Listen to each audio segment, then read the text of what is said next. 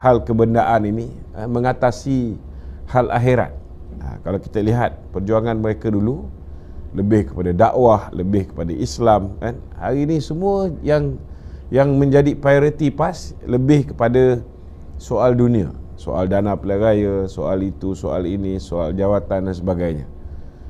Jadi saya haraplah pemimpin PAS mungkin satu hari nanti mereka perlu sedar bahawa PAS perlu kembali kepada landasan asal dia. Okey? Okey Datuk. Ya. Bagilah soalan yang mencabar sikit. Sebelum kita pergi soalan-soalan ni macam cak ayam. bagi panah Angel tu. Ha. Saya ada baca antara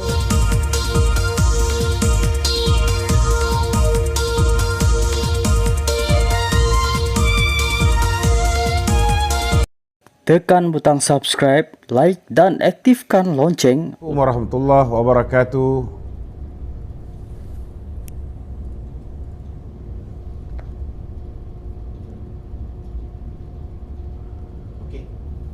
Assalamualaikum warahmatullahi taala wabarakatuh dan salam satu Malaysia, salam Malaysia Madani.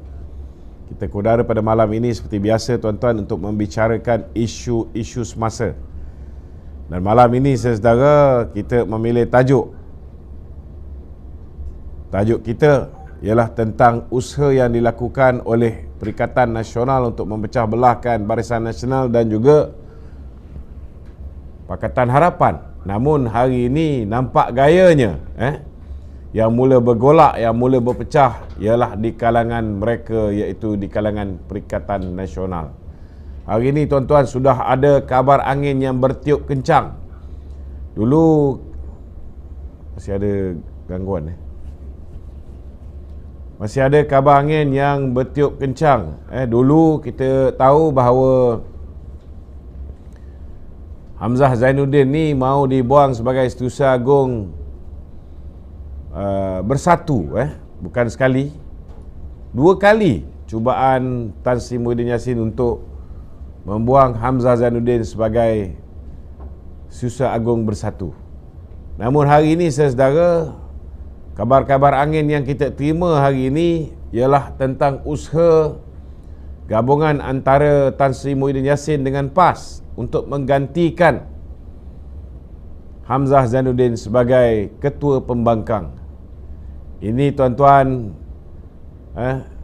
akan menambahkan lagi kekeruhan di kalangan pemimpin-pemimpin Perikatan Nasional. Dan lebih mengecewakan, Hamzah, nama yang bakal menggantikan beliau adalah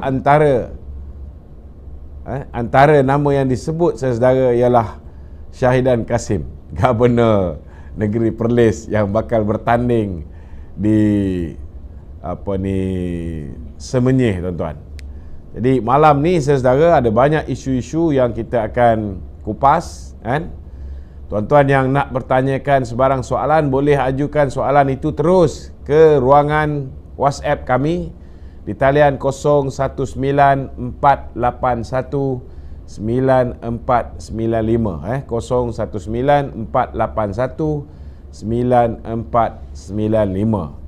Jadi kita akan mulakan dengan soalan-soalan di studio dan kemudian kita akan ikuti dengan soalan-soalan daripada netizen sama ada di TT kita ataupun di ruangan komen Facebook kita. Silakan. Okey, baik Tok. Berkenaan dengan tajuk kita malam ni Ya. So, bila kita melihat keadaan semasa Hamzah dan Midin ni, adakah kebarangkalian ia disebabkan oleh Midin merisik KJ menyertai PN dan Hamzah tidak bersetuju? So, boleh ulas sikit Tok? Saya rasa tidak ada kaitan dengan KJ pun. Ini lebih kepada siapakah yang bakal menggantikan. Ada pelbagai ura-ura tentang kemungkinan besar Muhyiddin nak melepaskan tanggungjawab dia sebagai Presiden Bersatu.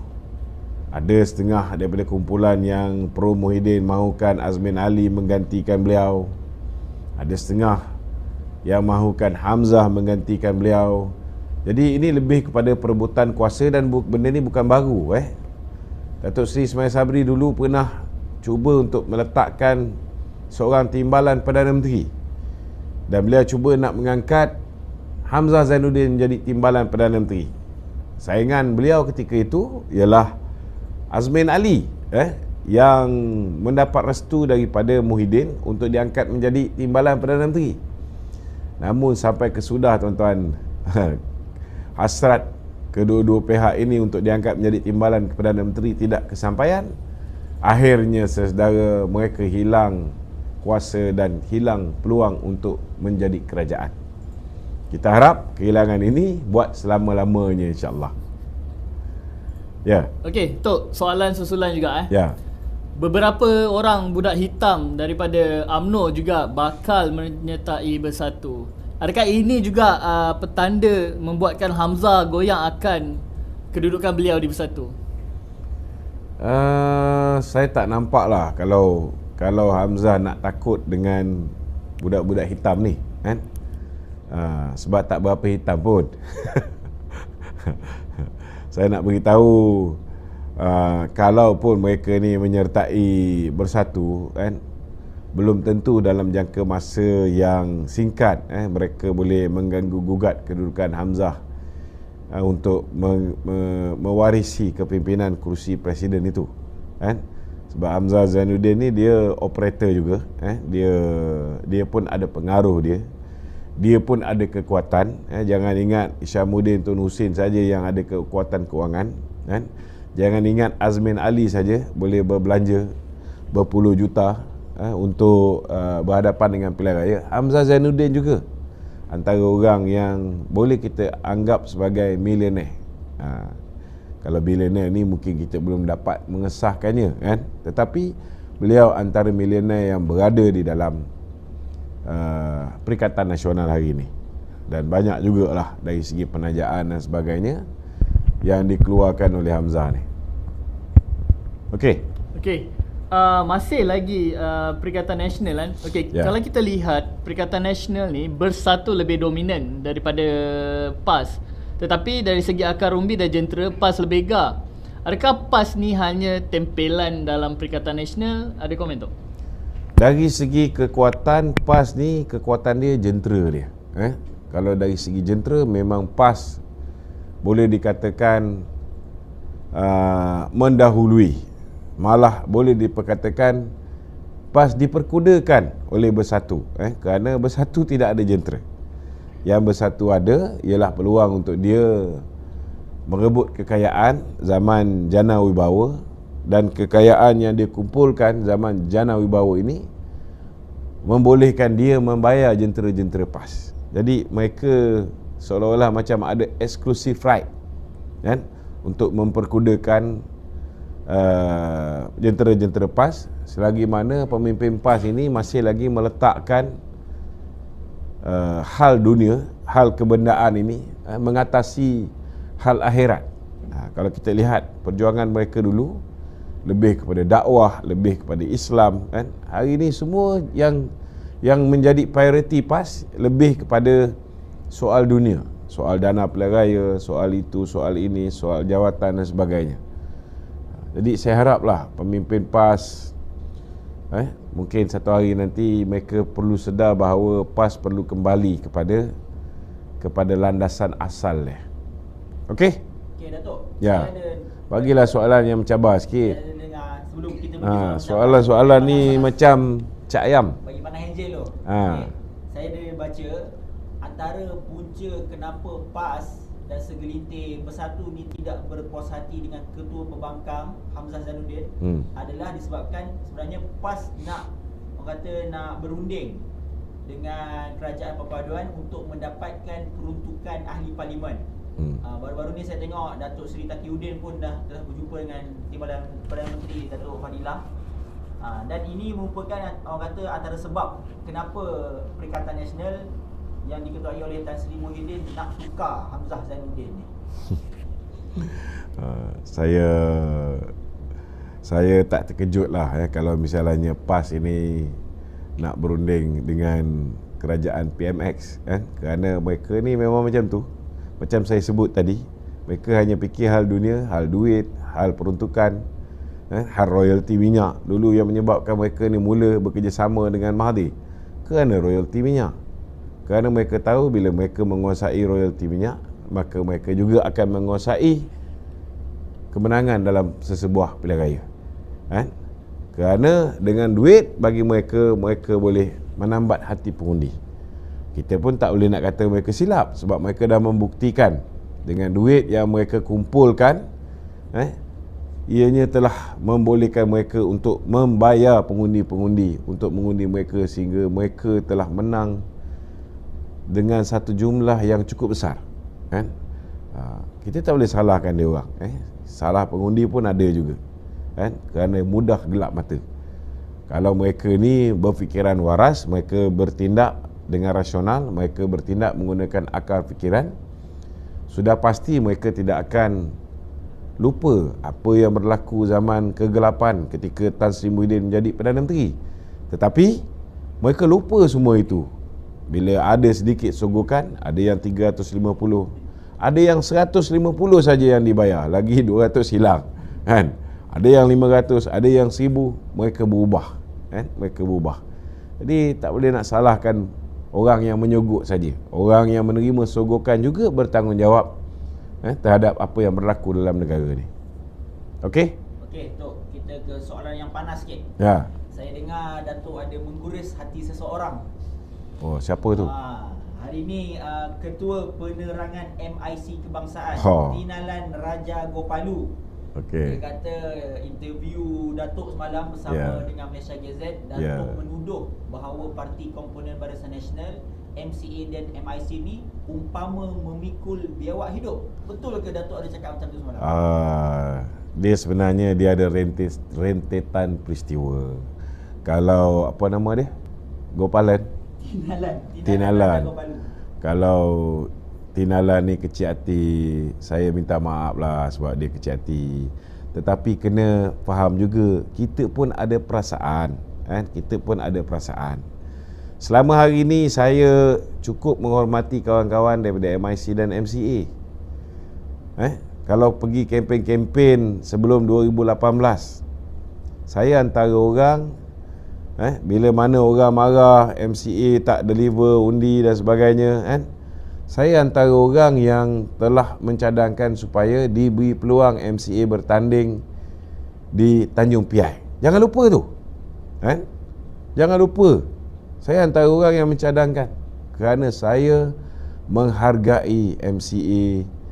Bila mana MCA kita kalah pilihan raya 2018, mereka tetap setia bersama kita.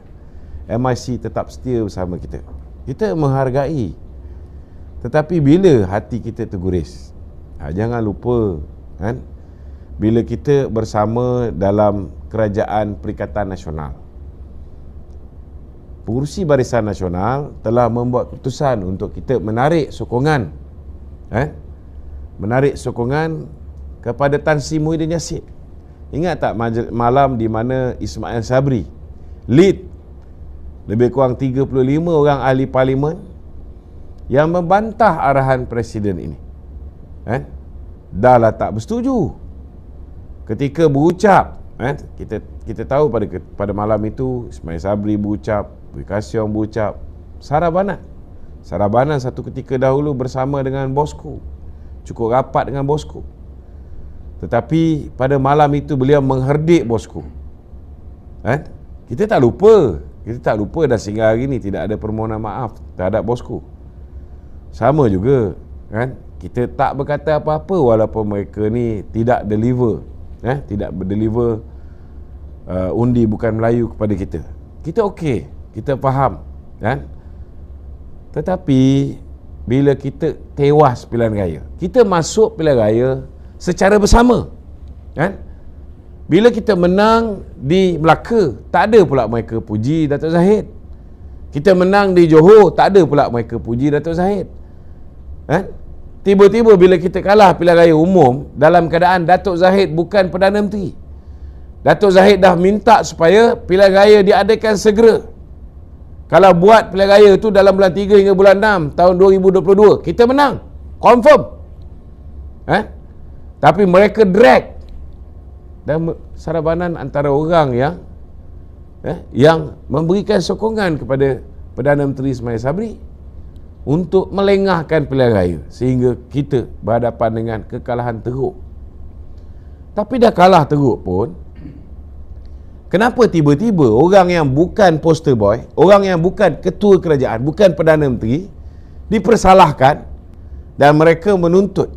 Kita lihat kenyataan yang dikeluarkan oleh MCA, kenyataan yang dikeluarkan oleh MIC, menuntut supaya pengurusi ataupun presiden kita meletakkan jawatan sebagai pengurusi Barisan Nasional.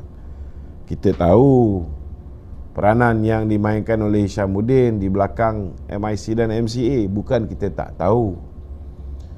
Tetapi perbuatan mereka ni melampau. Kalau misalnya mereka deliver kursi India dan China, melebihi daripada apa yang mampu dideliver oleh UMNO di kursi Melayu, lain cerita. Jadi bila kita masuk pilihan raya secara bersama, we should have collective responsibility. Tetapi mereka mendesak supaya Datuk Seri Zahid meletakkan jawatan, dan sehingga hari ini belum ada permohonan maaf.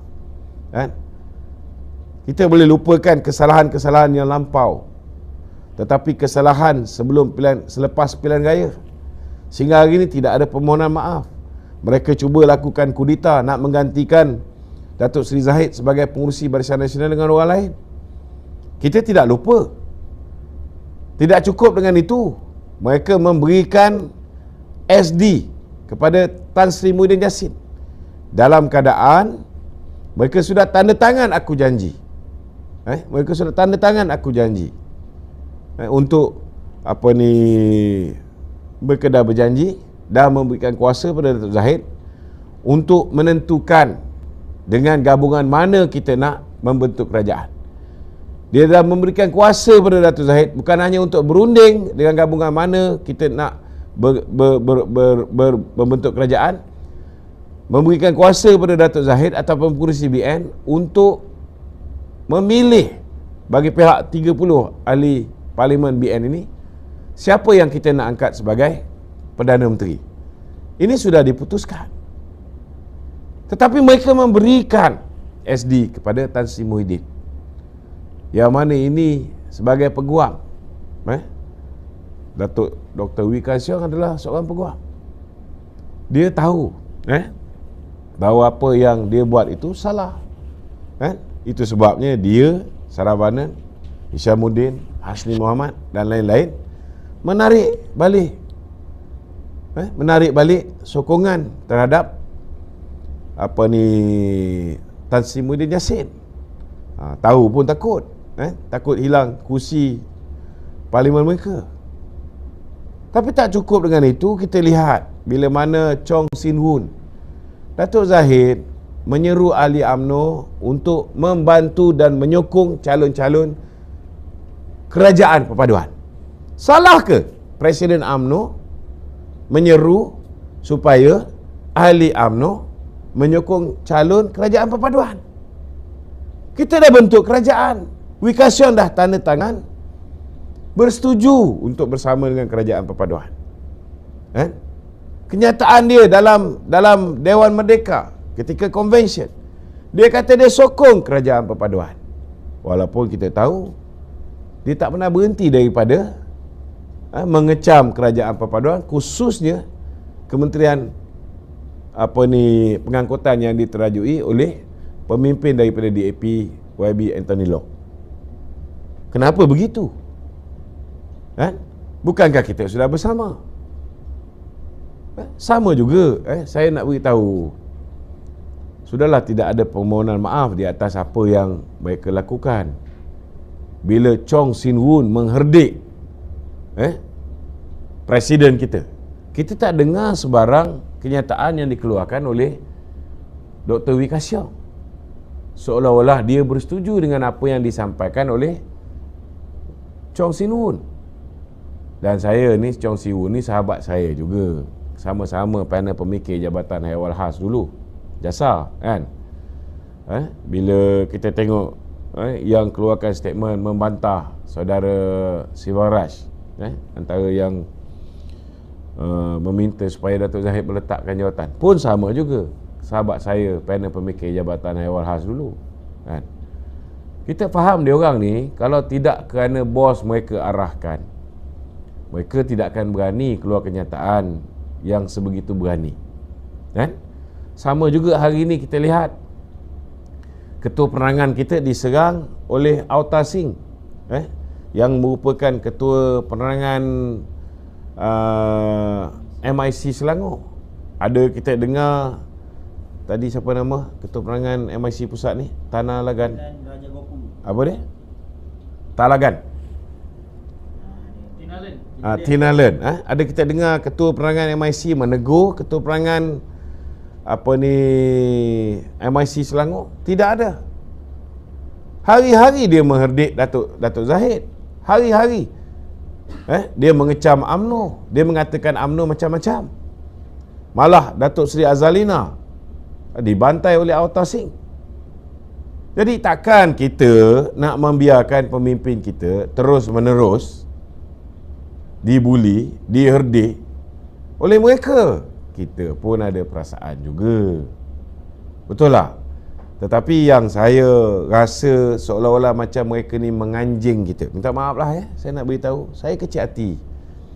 Dalam keadaan Hamzah Zainuddin mengatakan ada 10 panglima, tak kira lah panglima hitam ke panglima putih ke,